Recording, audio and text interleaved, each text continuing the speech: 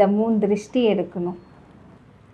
அந்த மாதிரி வேலைகள் தடைகள் அந்த மாதிரி பாருங்கள். அந்த தண்ணியில் வந்து படிகாரம் மஞ்சள் பொடி அதை போட்டு பேர் சொல்லி உங்கள் பேரே நீங்கள் சொல்லணும். என் பேரில் வந்து இந்த மாதிரி ஏதாச்சும் கெட்ட சக்தி இருக்கா, அது திருஷ்டி போக்கணும் அப்படின்னு சொல்லி நீங்கள் அந்த மாதிரி செஞ்சுக்கங்க. இந்த மாதிரி எலுமிச்சப்பழம் பாதி பாதியாக வெட்டி இந்த 3 கண் திருஷ்டிகள் நீங்கள் கழிக்கலாம். ஏன்னா அந்த மாதிரி வேலைகள் தடைகள் சின்ன சின்னதும் ஒரு வேலையும் நடக்க மாட்டேங்குதுமா, நிறைய கஷ்டப்படுற வாழ்க்கையில் இந்த 1 மாதமாக என்னால் நிம்மதியாக தூங்க முடியலன்னும் போது ஸோ இந்த மாதிரி பாருங்கள். இது வந்து வேப்ப மை, நான் உங்களுக்கு ஏற்கனவே சொல்லியிருக்கேன். வேப்ப இலையை நல்லா காய வச்சுட்டு கொஞ்சோண்டு பச்சை கற்பூரம் நீங்கள் நல்லா அதை ஏற்றி பஸ்மம் பண்ணிவிட்டு அந்த பொடியை நீங்கள் பாக்ஸில் போட்டு வைங்க தேங்காய் எண்ணெய் ஊற்றின்னு. அதே தான் இது. இந்த பச்சை அனுகிரகமாக இதெல்லாம் பச்சையாக இருக்கணும். வேப்ப மை